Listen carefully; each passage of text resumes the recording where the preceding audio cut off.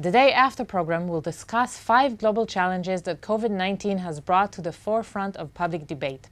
Inspired by classical and contemporary films, we'll discuss with global leading intellectuals the challenges and we'll try to find new narratives to old problems. Today we'll discuss the issue of human and nature, and we will do so with Jenifer Morgan, the Executive Director of Greenpeace International, and Ворוג'ер, the co-founder of Extinction Rebellion Movement.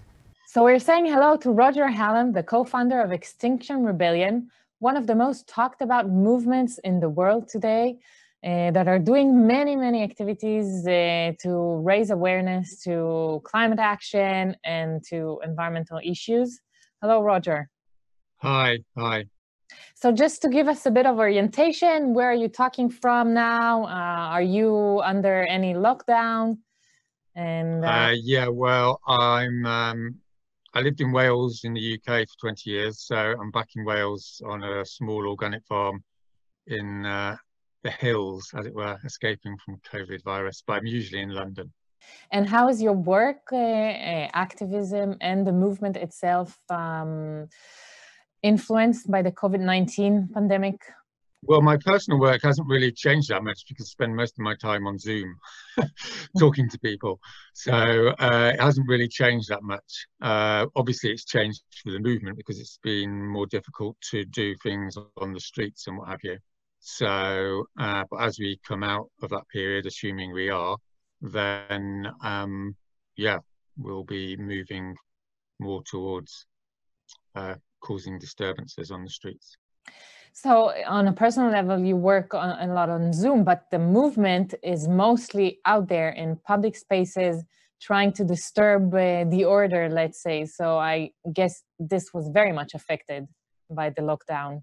Yes, it was. Well, like everything in the world, everything's been affected by the lockdown, including, climate activism and what have you. So it's been very difficult. It's been very difficult on many levels, but it's also, I think, woken people up to the reality that nature exists and humanity has to accommodate itself to the demands of nature. And if it doesn't, then it will go extinct.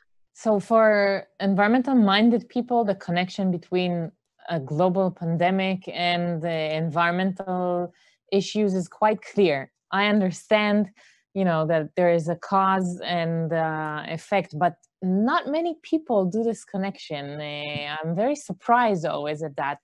How do you try and bring this connection to public awareness, or how do you advertise your causes in view of the coronavirus situation?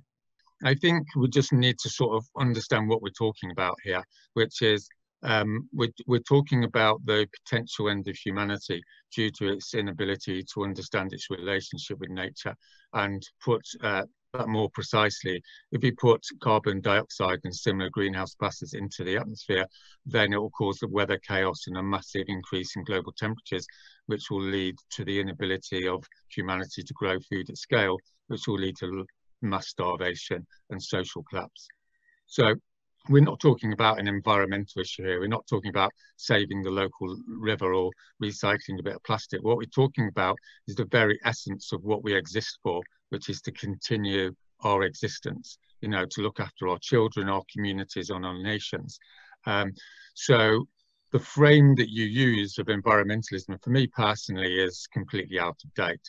Environmentalism assumes that there's an environment and then there's us, which is the fundamental problem here. There isn't the environment and there isn't us. There's one thing, which is nature, which includes us. It includes our bodies, our local environment, and the geophysical system of the whole planet. And on each of those levels, we're completely integrated with the environment. It's a massive problem. And it's not a cause, it's not an issue, it's not a campaign, it's everything, it's everything. And the reason why millions of people are moving towards mass civil disobedience all around the world is because of this realization that we very likely have left this too late.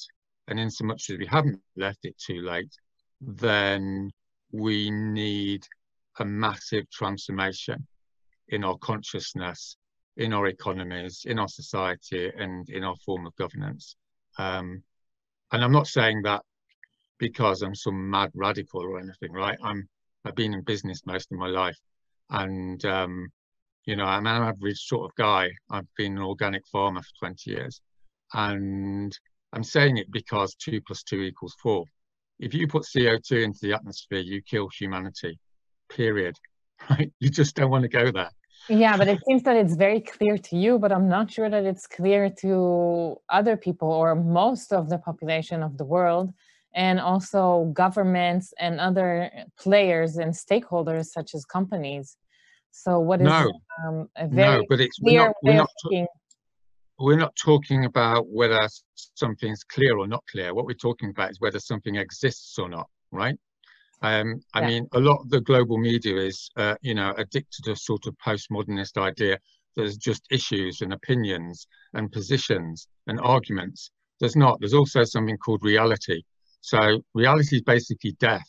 Whatever you do, you're going to die at some point, whatever your opinion, you know, and whatever your culture and whatever your background.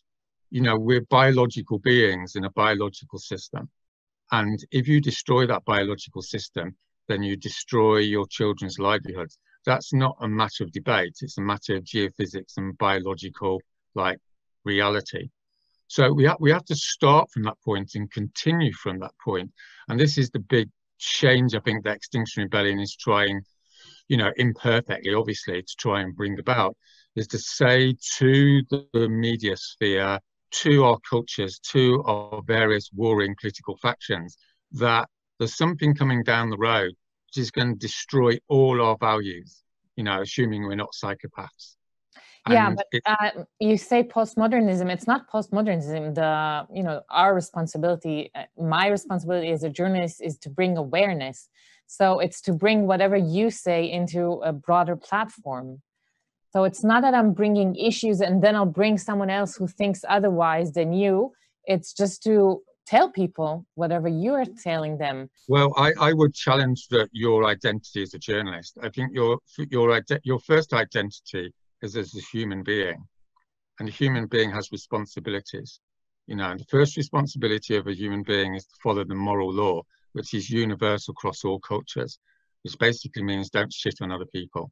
You know, that's the basis of all human moral cultures. And the other major problem we have is people think they are what they do. We aren't what we do. We are what we are, right? Which is first of all human beings.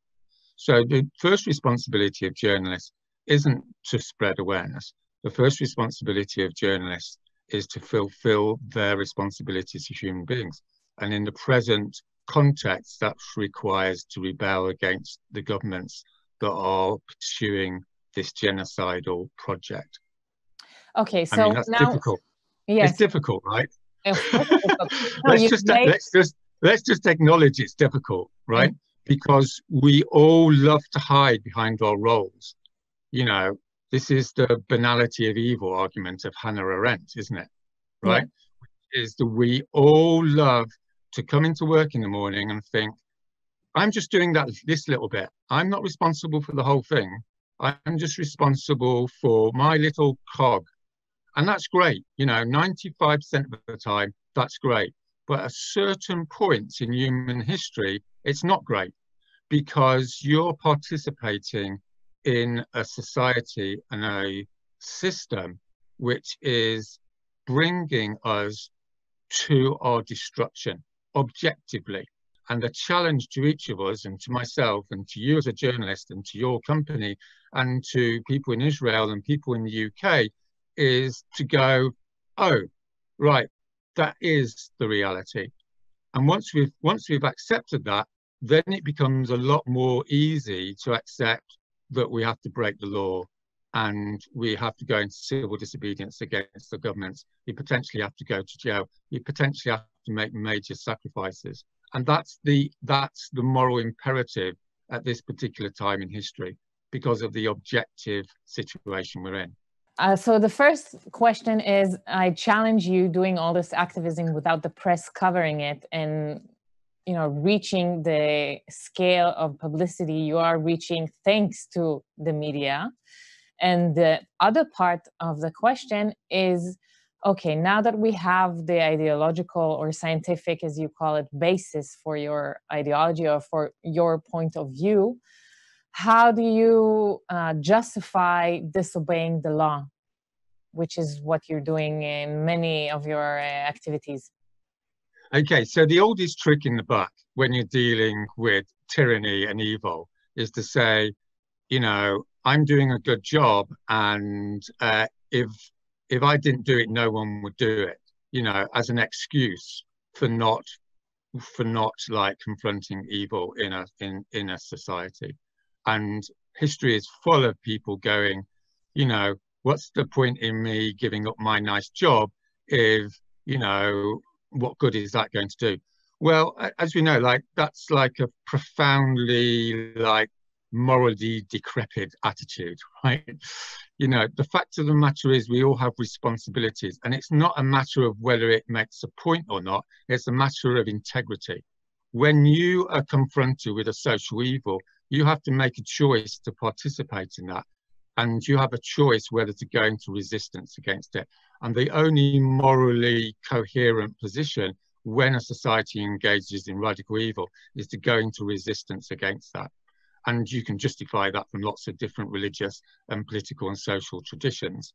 So, yeah, I'll just return the challenge to you that journalists have a responsibility to break the law in this particular context because of the extremity of what we're dealing with. And if that means you lose your job, then so be it, right? Because that's your responsibility as a human being and as someone who presumably has a moral tradition.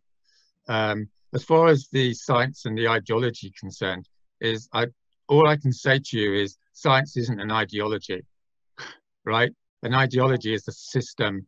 An ideology is a system of reduced thinking that reduces the world into a particular point of view. What we're talking about here is reality, the most basic reality, which is life and death. That's not subject to ideological interpretation. It's obvious, right? If you jump off a cliff, you're going to die. I didn't say the scientific part of what you were saying is not correct, or I was asking questions about it. I was asking, how do you go from this scientific fact that you're mentioning to your activism? What's the step you're doing there from, okay, we're doomed, to, okay, let's lock ourselves to a subway car? Well, I think it's self-evident that when you are approached, when you are presented with a situation where a government, in full knowledge of the science, in full knowledge of the effects of its actions, continues to participate in an activity that is guaranteed to destroy the lives of the next generation, then it's your moral duty to resist that government. When a government fails to protect the people have a responsibility to remove the government, period, right? That's what it's about. It's a contract. And in the Declaration of Rebellion, the Extinction Rebellion made 2 years ago, we made clear that the social contract is now shattered. It's shattered because the governments are engaging explicitly and knowingly in a project that is going to destroy all we love. It's going to destroy our rights. It's going to destroy our civilization. It's going to destroy all the work that people have put into creating a semi-civilized society over the last 200 years. I mean, there's no greater crime, as a lawyer that I know in London put it, right? This is what we're facing, and we're seeing the effects of it all around the world. And at some point, it will go non-linear. And when it goes non-linear, in other words, it becomes a mass death event, then we're all scrabbling around thinking, why didn't we act in time? We're not at that point yet, but that's what our children are going to be asking of us. Why didn't we act? So what are you striving for when you do those, activism acts? What are you demanding? It's a visceral response to a genocide project. It's not a, reasonable, we're liberal people, we have a little bit of a problem, we'd like a little bit of an improvement here. We're going to sit down in the streets for a day or so to get something to sort this problem out, right? That's not where we are anymore. We might have been there in 1990 when scientists told us that if we don't sort out the, putting carbon into the atmosphere, we're facing ecological collapse. Ecological collapse, by the way, is a euphemism for social collapse. And social collapse is a euphemism for mass murder, mass slaughter, mass rape, right? That's what we're talking about here. It's not. But after you have the message out, what are you demanding on a practical level? How we can do a U-turn from this, Everyone knows what the practical solution to it is. There's no problem with knowing what to do. We're in a climate emergency. We're putting CO2 in the atmosphere, and we have to stop doing it. This is a simple system, right? It's not a complicated, multifaceted problem. The CO2 that we put into the atmosphere, and the governments need to legislate to stop it being put in the atmosphere. The problem is that putting a solar panel on our house, or stopping all flights and all cars immediately from now till eternity? The reason why you're asking how is because you don't want to do it. Right? You know how I'm to willing do it. to. Give me options and I'll, tag along. I'm just wondering, what are these options? How, on a personal level, on a national level, on an industrial level, how we can reduce emissions? Okay, so if you're a farmer and you're putting poison on your field and you don't want to put poison on your field, then what do? Stop poisoning my field. Correct. If you're putting CO2 into the atmosphere and you want to stop putting CO2 into the atmosphere, what do? So this is the question. What do I do? Do I not fly to visit my old grandmother abroad? Or do I just, today I'll take the bus instead of a car? I'm not going to give you the answer because you're playing games with me. You know precisely what's necessary. You just don't want to go there. Everyone knows what to do when there's a crisis, right? This isn't a strategy. It's not it's not something where there's loads of different options anymore, right? The governments of the world have to massively decrease carbon emissions. They're not going to, because the public isn't demanding it and the economic system doesn't want it to happen. So what does that mean? What does that mean? Between us. Well, let me finish. What that means is a minority of people that are sensitive enough to be in touch with the moral traditions of their culture need to go into active resistance against that government. Yes. In order to maintain their self-respect, right? The solution to the problem isn't the problem. The solution to the problem is that a critical mass of people haven't woken up to their responsibilities yet. And when they do, and that doesn't need to be lots of people, as you may know, a government will fundamentally change its policies when something like 3% of the population go into active resistance against it, right? That's what the social science says. Yes, it is. But the solution, there are varied solutions. And I think the difference between us is that you assume people are bad. They know what's the solution, but they don't want to do it. You're asking these questions because you don't want to do it. And I assume that people are good. They do want to change their way of life. They do want to help and be part of the solution. They just don't know how. This is the difference between us. And this is why I think Extinction Rebellion is so different in the map of environmental activism. Yeah, I think with all due respect, you're social scientifically illiterate on that point. How structural change is brought about is not through awareness. Awareness is not the major determinant of social change. Material disruption is the major determinant. It's the first step towards there. Absolutely. But the first step was done in 1990. It's not like the information isn't out there. The information has been out there for decades. When a people decide that they want to change something, as Martin Luther King showed, is they get to a point where they want to decide, then they decide they are serious about bringing about change.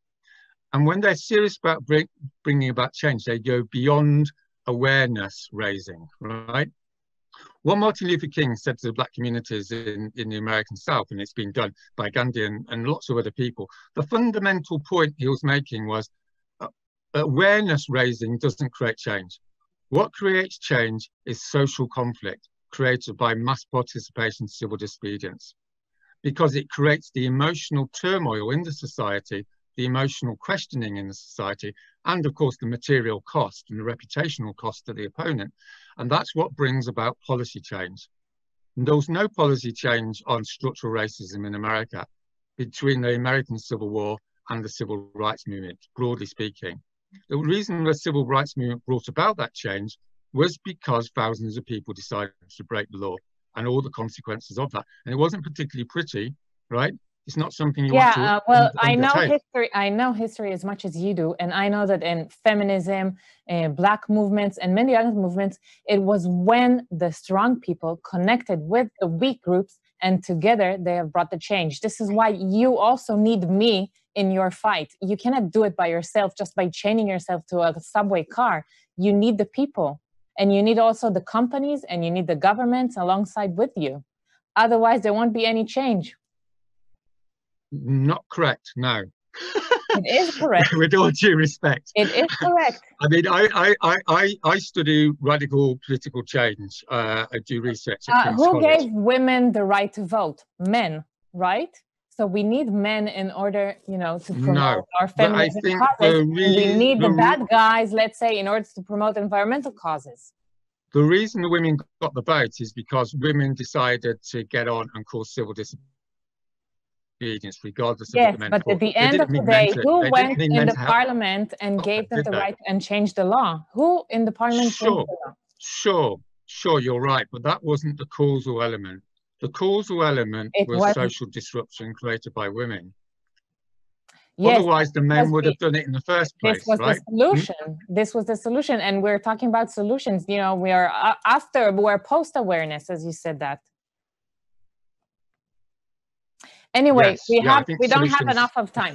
We have to finish, but I'll let you finish with you know, one sentence, one message that you do want to you know, take advantage of this. Well, you know, I just want to finish by saying everything I'm saying is all with all due respect to yourself and your orientation and, you know, the culture you come from and your social class and, you know, your role as a journalist. I'm not in the business of like judging souls or whatever. I'm just telling you as a scholar and as someone that's helped set up one of the biggest social movements in the world is nothing's going to change without political disruption. And political disruption means people getting arrested and going to prison. That's where we're up to. And the reason why people engage in that is not because of some intellectual cognitive process. It's because in their stomach, they feel sick. It's an emotional situation. You know, it's due to crying at night because you realize everything you love is going to disappear. That's why people go to the street. It's not because they've made some intellectual calculation. And that process will be brought forward and enlarged by people going to the street. In other words, it's action that will create the action. And the professional classes around the world, including journalists, in my view, need to understand their responsibilities. And they have a responsibility to break the law as well and to break the norms and be clear about what we're facing here and not to continue the delusion that the climate emergency is just some more other issue. You know, it's just an item on the news. That's your responsibility. That's my proposition to you. I can just hope that by insulting people like you are doing, you'll succeed. Because well, I'm not. Let me make clear. I have no intention to insult you. If you feel insulted, then obviously that's the way it is. But I want to be absolutely clear that I am not here to judge you or to judge anyone else. I'm here to challenge your behavior and your actions on the basis of a universal moral law. That's what I'm trying to say to you. But you know who's judging your behavior and your actions when you stop a subway car in London and a poor cleaning lady could not get to her work and she's fired because of that. I'm not sure she'll reduce, you know, carbon emissions thanks to this action. Yes, that's true. So it's difficult, isn't it? Yes. It's very difficult. So, you know, life is difficult, and sometimes you have to make difficult decisions that upset some people in order to save other people. That's the nature of life. Yes, The question I hope you're right. the question is, where do we locate our responsibilities? When we're on our deathbeds, what do we feel we did to live a moral life? Thank you, Ворוג'ר, the co-founder of Extinction Rebellion. Thanks. And we are saying hello to Jenifer Morgan, Executive Director at Greenpeace International. Hello, Jenifer. Hello there. So just so we'll know, where are you talking to us from, and are you under any lockdown or quarantine? I'm actually in Berlin. We now in Germany are able to go outside. We're able to go outside all the time. So I've been very privileged of just working from home and been healthy. So feel very lucky. Okay. And how did the global pandemic affect Greenpeace and your work, the character of your work?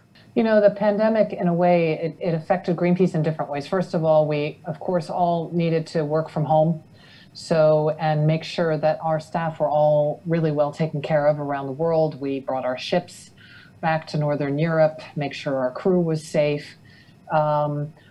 But as importantly, we also really shifted our work because of this disruptive moment that we're in, because we recognize that, you know, people are in a disruption. The economic system, the system that has kind of built up is wobbling, and Greenpeace has a chance to go into that opening and work with people to create a better world. So we've shifted our campaigning quite a lot. You know, for environmentally minded people, the connection between the coronavirus and all the environmental issues that are on stake is quite clear. But not many people do this connection, which I find surprising. How are you trying to overcome this, or to raise awareness that this is not the last word of nature, you know, versus human beings?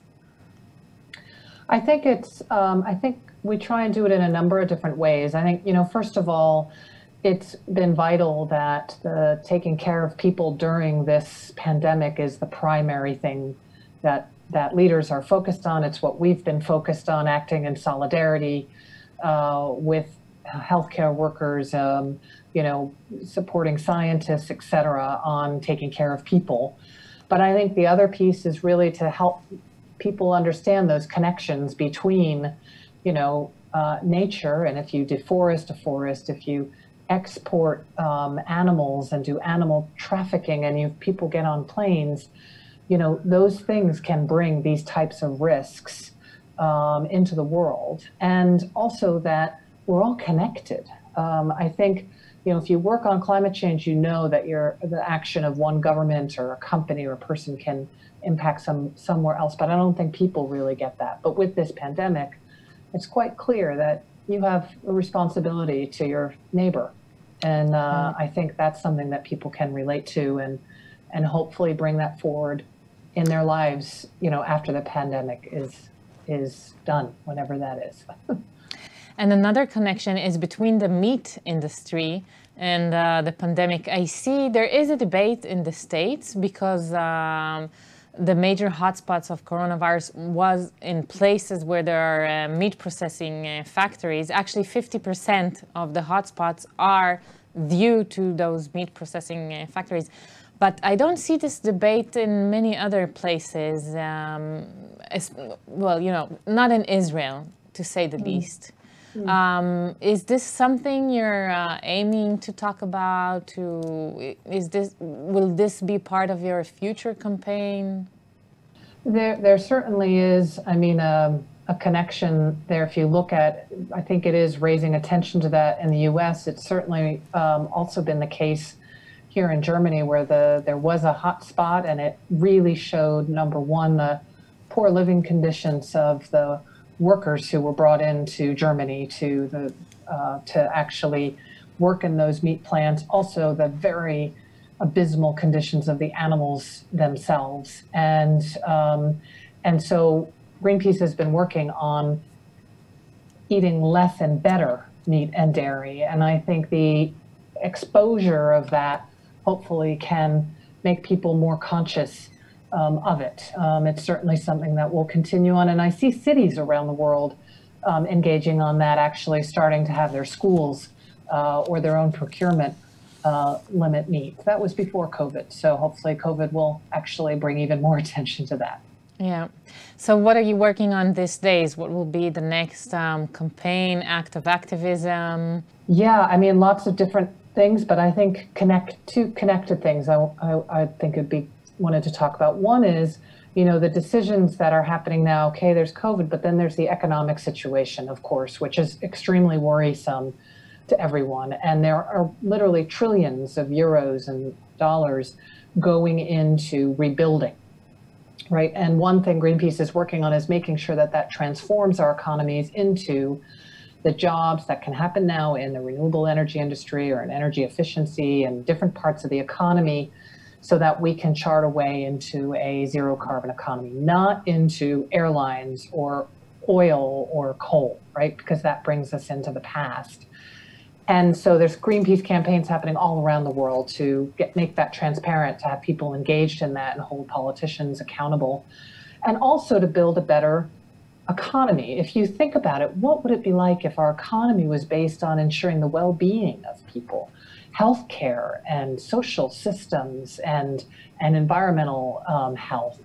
And this is a moment, I think, where that's being exposed a bit. Even the Financial Times is talking about neoliberal systems, and so Greenpeace is engaging in that quite a lot as well. And I think we will only be able to shift that kind of thinking if people are engaged. So lots of conversations with people in different countries and connecting them into those big conversations. If we look at the pandemic, on one hand, it raised awareness to science and the importance of science, and also the importance of those international organizations such as the UN and the WHO, the World Health Organization. So this is maybe a good thing for the climate cause. But on the other hand, people are worried for their lives and they see it as a public health issue, and they don't see the broader picture. So do you find that it helped raise awareness to environment, or it is a regression for your causes in the narrative you're trying to implement? Look, I think that people recognize that the current system isn't working. I think what the COVID crisis has done is it's really exposed, in a way, the inequalities around the world. It's exposed the problems even more. And it offers up an opportunity, actually, to build the world back together for a world that we'd really like to see. And so I don't think the world's going to look the same after COVID-19. I think the task right now is to actually build in that kind of that compassion and the courage and that we've seen of people and how they've responded to the COVID crisis now into actually, keeping things that they've experienced, whether it be, car-free zones in front of their house, or whether it's been having more time with their family and actually being with their family instead of getting on a plane and going to a short-term vacation. So that's where we are right now. And I think which way it goes, because there are two ways out there. There's a polarized, divisive effort out there on the one side, but there's also this chance for cooperation, for building a world that's based on environmental and planetary and human health. And that world is the one that we're fighting for right now. And I think that more and more people are starting to get that. And that's where Greenpeace is working with people to try and get those changes done. And the decisions of politicians in the coming weeks and months, and even year, I think is going to make or break whether we have a chance to avoid a complete climate catastrophe or not. Greenpeace is a veteran NGO. You've been here for many, many years. You've probably seen many stages and many different conscious shifts in public awareness, in government's actions, and also in the big players, which are the oil companies, for example. Do you see another switch right now? Do you think we are in a turn of a history kind of moment? I do. I think we are in a turn of history kind of moment. I think you see it. You see it in the way that the oil companies are grasping to actually get billions of taxpayer dollars to hold on to something that they were in the midst of losing. Because before the COVID crisis, you had banks starting to pull out their funding of oil and coal. You had people suing oil companies. You had youth, all over oil companies. And I could see them, the beginning of this year, starting to realize that they're past, they were part of the past. But now they're trying and they're grasping for holding on to that. This is the moment that actually we can tip that. We can see, as we have in the last weeks, that actually renewable energy is performing better than fossil fuels, that it's a dependable energy source. And we can see actually the kind of society that we want to build that's more about solidarity with each other. So I hope that we can look back at this time 10 years from now and say, we got it, we did it, we had the courage to ask the hard questions and to engage to change the system that will really dictate the future of our planet. Many environmentalists, we just talked with Ворוג'ер, Hallam from Extinction Rebellion, they think we have no time. They think this is too little, too late, and we really have to be more extreme in our activism. What do you tell them? Well, I think it is too little, too late. And I think that there is definitely a space for peaceful protest and nonviolent direct action when we see that nothing else is working. And so we need to have people engage out in the streets however that they can in order to try and change that system, because the time is now. And if you think about all of that money going into the wrong direction, where we already were going in the wrong direction. So I just encourage people to do whatever they feel comfortable doing. Some people are ready to sit in the streets and block. Other people are ready to have a conversation with their neighbor or their school board or their representative. But now is that time to engage however you can, because we don't have time to just sit home. So your activism is aimed towards public, big companies and governments, or who is kind of the target audience for your actions? Well, I think it depends on the campaign. I think at the end of the day, we need governments to actually put in place laws that phase out fossil fuels, laws that create sustainable mobility systems, and that people can get around without polluting. So you need those laws, but we need a power shift. And the power right now in a lot of countries is in the hands of corporates. And so exposing that power that they have, exposing the fact that they've created this economic system for their own short-term profit, not for the well-being of people, in order then that governments will stop listening to these polluters of the past and really listen to the youth activists and people who want a better future. And so for that, Greenpeace will be working with whoever we can, but governments need to step it up and do the right thing, and we'll be there to hold them to account. So with this, we'll finish. I thank you, Jenifer Morgan, the Executive Director of Greenpeace International. Thank you. Thank you very much.